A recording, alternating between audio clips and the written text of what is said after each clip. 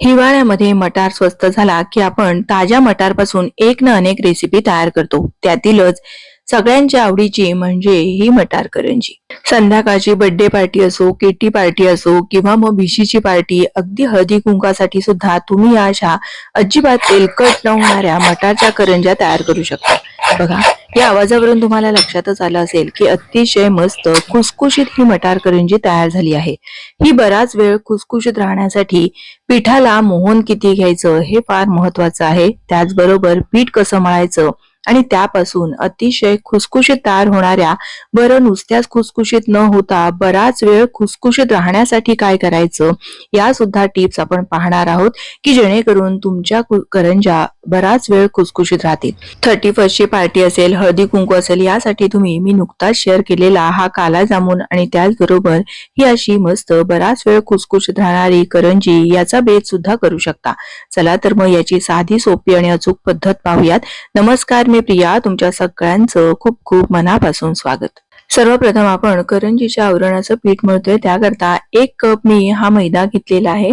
यामध्ये चवीपुरतं मीठ घालून घ्यायचं. त्याचबरोबर यामध्ये मी साधारण चमचाभर असा हातावर चोळून ओवा घातलेला आहे. याच्याने ना स्वाद खूप छान येतो. त्यानंतर यामध्ये आपल्याला मोहन घालायचंय. तर 1 कप पीठ आहे, त्याकरता 2 टेबलस्पून वितळवलेलं साजूक तूप आहे. हे गरम वगैरे केलेलं नाहीये, फक्त वितळवून घेतलेलं आहे. साजूक तुपाऐवजी तेलाचा वापर केला तरीही चालेल, पण तुपाचा स्वाद खूप छान येतो म्हणून मी तुपाचा वापर केलेला आहे. आता हे तूप या पिठाला चांगलं असं चोळून घ्यायचं आहे. सगळ्या पिठाच्या कणाकणाला हे तूप असं चांगलं लागलं पाहिजे. बघा, आता ही अशी मूठ वळली तर अगदी घट्ट मूठ वळली जातीये असं हे मोहन लागलं म्हणजे आपलं मोहन बरोबर झालं आहे असं समजावं.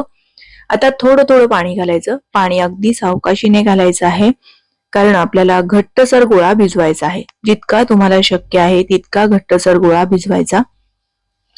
बऱ्यापैकी कमीत कमी पाणी लागतं. अगदी अर्धा कपापेक्षा सुद्धा कमी पाणी तुम्हाला लागू शकतं. फार असं घट्टसर मळलं ना म्हणजे करंजी सुद्धा मस्त अशी खुसखुशी तयार होते. बघा, पुरीचं जसं मळतो ना तसं घट्ट हे पीठ मळलं आणि झाकून थोडा वेळ असंच आपण बाजूला ठेवणार आहोत. तोवर इथे करंजीच्या आतल्या सारणासाठी आपण आलं, लसूण, हिरवी मिरचीची पेस्ट तयार करतोय. त्याकरता 2 हिरव्या मिरच्या, 5 ते 6 लसणाच्या पाकळ्या, थोडंसं अगदी आलं घेतलेलं आहे, 1 चमचा जिरे घातलेले आहेत आणि पाणी न घालताच याचा भरडा करायचा आहे.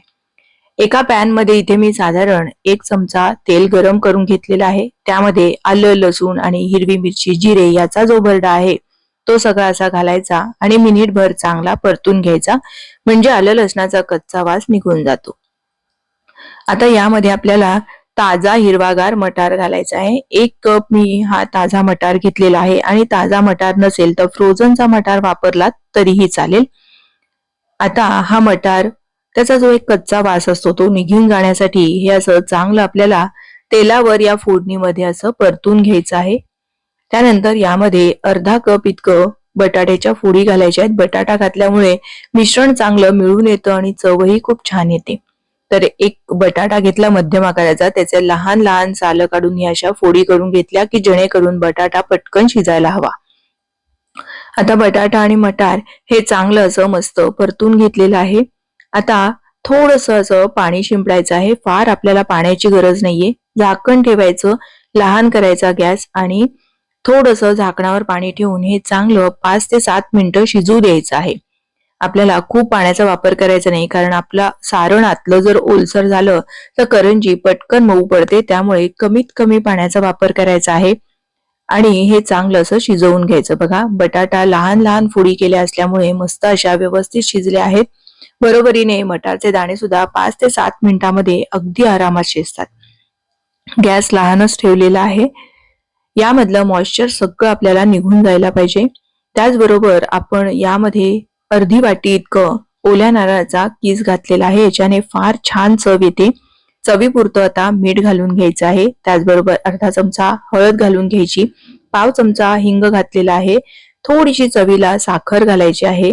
1 चमचा धनेपूड घालायची आहे आणि मी इथे वाटताना जिरे घातले होते त्यामुळे जिऱ्याची भरड घातलेली नाहीये आणि 1 चमचा आमचूर पावडर घातली. याच्याने मस्त अशी चटपटीत टेस्ट येते. जर आमचूर पावडर नसेल तर लिंबू पिळलात तरीही चालेल आणि भरपूर अशी बारीक चिरलेली कोथिंबीर घालायची आणि हे एकदा चांगलं असं परतून घ्यायचं.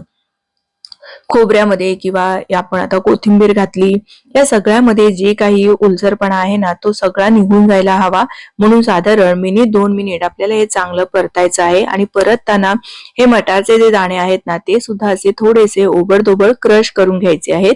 असे चमच्यानेच क्रश करायचं किंवा पावभाजीचं जे मॅशर असतं त्याच्याने क्रश केलं ना तरीही चालेल. असं करत करत साधारण 3-4 मिनिटं मी असंच परतून घेतलं. मिश्रण ना आधीपेक्षा बऱ्यापैकी कोरडं झालेलं आहे. आता हे मिश्रण तयार आहे, हे असंच बाजूला ठेवून देऊया थंड होण्यासाठी. इकडे आपलं पीठही तयार झालेलं आहे. पीठ सुरुवातीला अगदी थोडंसं घट्ट वाटतं पण नंतर ना थोडंसं मऊ होण्याची शक्यता असते, कारण ते मुरलं जातं. जेवढं मुरतं ना तेवढं छान असं मऊ होतं. आता हे चांगलं आपल्याला मळून घ्यायचं आहे आणि याच्या आपल्याला लाट्या करून घ्यायच्या आहेत. आपण व्यवस्थित तेलाचं मोहन किंवा तुपाचं मोहन याला घातलेलं आहे. जे आपण प्रमाण घेतलं ते अतिशय अचूक आहे, त्यामुळे अगदी खुसखुशीत आपल्या या करंज्या बनवून तयार होतात. साधारण 1-1 इंचाची ही अशी लाटी तयार केलेली आहे आणि याच पद्धतीने बाकीच्या सुद्धा सगळ्या लाट्या करून घ्यायच्या की जेणेकरून एकाच मापाच्या सगळ्या करंज्या तयार होतात. आता यातलीच आपण एक लाटी घेणार आणि बाकीच्या सगळ्या लाट्या आहेत ना त्या झाकून ठेवायच्या, म्हणजे त्या कोरड्या होत नाहीत. लाटण्याने पुरी जशी लाटतो तसं आपल्याला हे लाटून घ्यायचंय. फार जाड नाही किंवा फार पातळ लाटायचं नाही, अगदी पातळ पण लाटायचं नाही. किंचित जाडसर अशी ही पारी घेतलेली आहे मी. आता या मी करंजीच्या साच्यामध्ये करंज्या करतेय, म्हणजे एकसारख्या सगळ्या करंज्या तयार होतात. बघा, मिश्रण थंड झाल्यानंतर बऱ्यापैकी कोरडं झालेलं आहे. मिश्रण जर आपलं ओलसर राहिलं ना तर मग मात्र आपली करंजी पटकन मऊ पडते. आता याला कडेला थोडंसं पाण्याचं बोट फिरवायचं आणि ही करंजीचा साचा असा बंद करून घ्यायचा आहे.